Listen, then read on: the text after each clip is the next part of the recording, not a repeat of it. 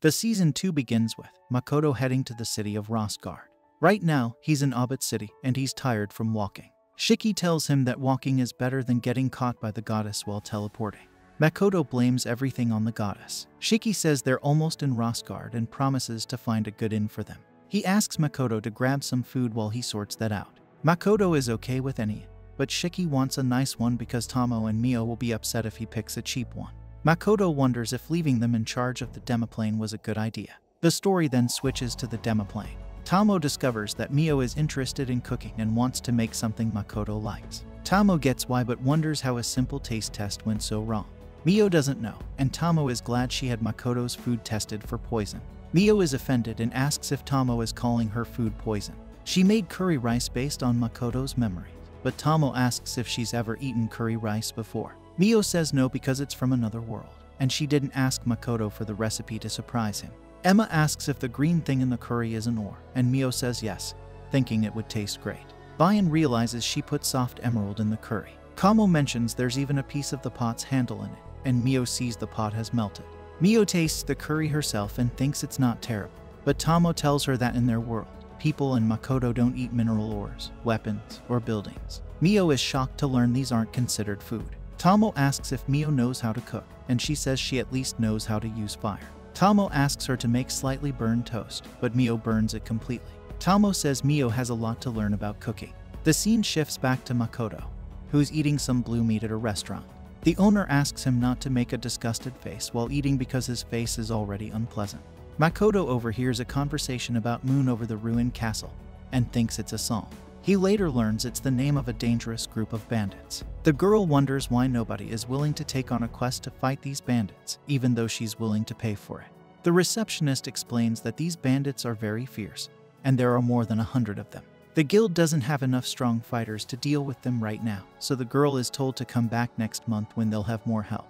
She's upset and wonders if they've been abandoned by their goddess. Some guys try to take advantage of the girl, but she runs out of the guild in tears, and Makoto notices this. Later, Makoto is in an alley and regrets paying with a gold coin.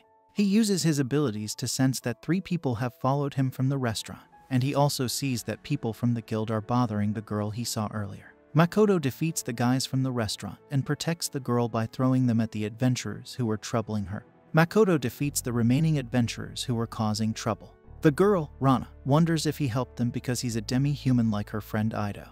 Makoto clarifies that he's human and uses his abilities to heal Ido's injury. Makoto introduces himself as an adventurer but mainly a merchant. Rana thanks Makoto for saving them and introduces herself as Rana from Tapa Village. Her friend, Ido, is a werewolf, but he's different from the werewolves Makoto had imagined. Makoto offers to carry Ido for her, and they start heading towards Rana's village. Makoto asks Rana about the bandits she mentioned earlier. Rana explains that the bandits attacked their village recently and brutally tortured their strongest member, Parley, to make an example. Now, the villagers are giving up their money and savings. She says every village they've visited suffered the same fate, and her village is in danger too. Ido wakes up and asks Rana if the guild will send help. Rana sadly reveals that the guild refused. Makoto reflects on the commonality of death in this world and realizes he hasn't fully accepted it yet.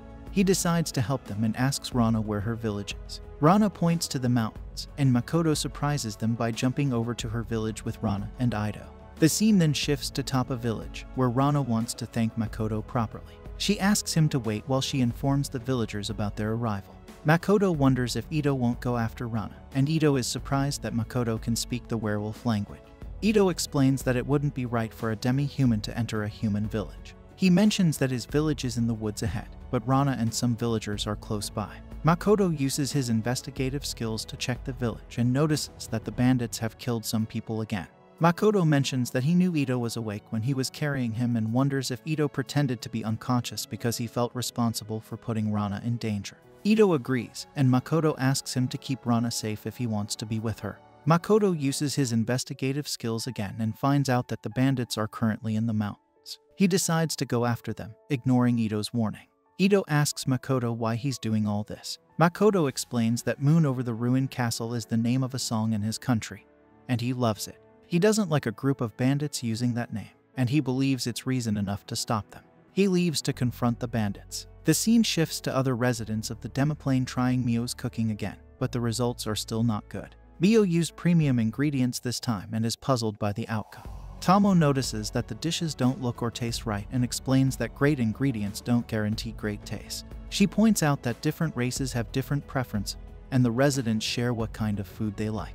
Mio realizes that cooking requires deep knowledge. Tomo suggests that Mio travel the world to improve her cooking skills, and Mio agrees, deciding to embark on a culinary journey for the sake of the young master. Everyone is happy with her decision. Tomo decides to start her own investigation to keep the young master out of trouble. The scene shifts to the bandits in the forest, planning their next move.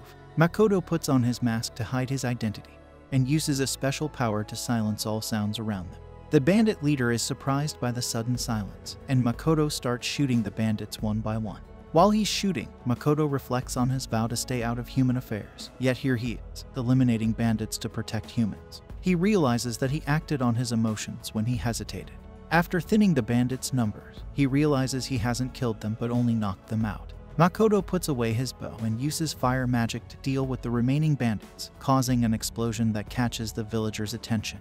He tells the bandit leader that he won't kill them and asks them to change their group's name from Moon over the ruined castle. The scene shifts to the villagers finding the bandits tied to a tree. Rana asks Ito if Makoto did this, and Ito confirms it.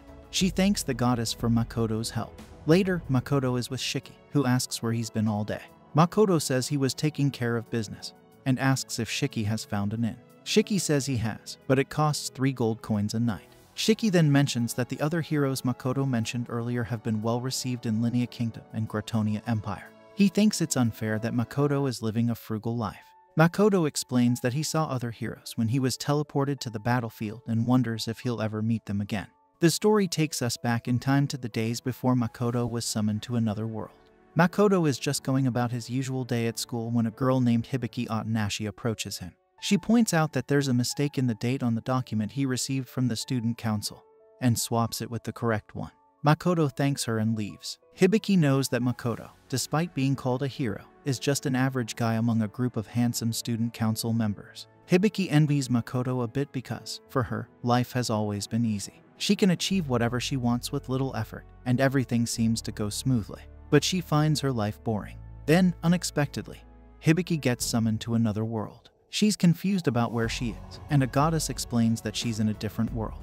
The goddess tells her that the world she's from is under attack by demons, facing a crisis like never before. The goddess hopes that Hibiki can help and plans to send her and another person as heroes. She offers to give Hibiki some special powers, but Hibiki declines the offer, saying she has plenty of friends and a smooth life. The goddess asks if she wants to spend her life with friends who she doesn't have a deep connection with. Hibiki asks what the goddess means. The goddess explains that the world Hibiki is in right now is limited, and she probably longs for a friend who will always support her and a life worth taking risks for. This intrigues Hibiki, and the goddess promises to bless her with powerful magic, increased physical strength, charismatic leadership, and a divine item. She gives Hibiki a silver belt and sends her to Linnea Kingdom, expressing high hopes for her. Meanwhile, in Linnea Kingdom, the king receives a prophecy from the goddess about the descendants of a hero, and he believes it's a chance to finally free the kingdom from the torment of the demons. Hibiki is suddenly teleported to a kingdom where many people have gathered to welcome her. The goddess introduces her as the hero and asks everyone to treat her well. Hibiki finds it hard to believe that she's in another world, and she's not sure if this is all the goddess has to say. Meanwhile, Makoto is still wandering in the wastelands, and there's no one to welcome him. Days after Hibiki's arrival, she looks at a map of the continent that resembles Japan. She learns that the demons were pushed into a barren land by the goddess's people, but they've been expanding their territory for a decade.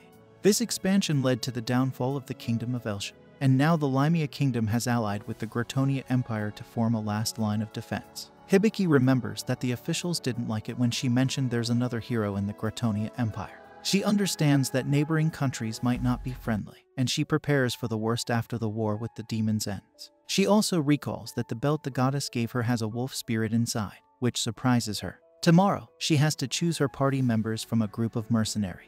Based on the king's recommendations, the confirmed members are the court magician Woody and a rising star among the knights named Norse. Hibiki starts to suspect favoritism in the selection of her party members. The next day, during the recruitment process, a girl named Navel notices Hibiki and thinks she doesn't seem like a battle-hardened warrior.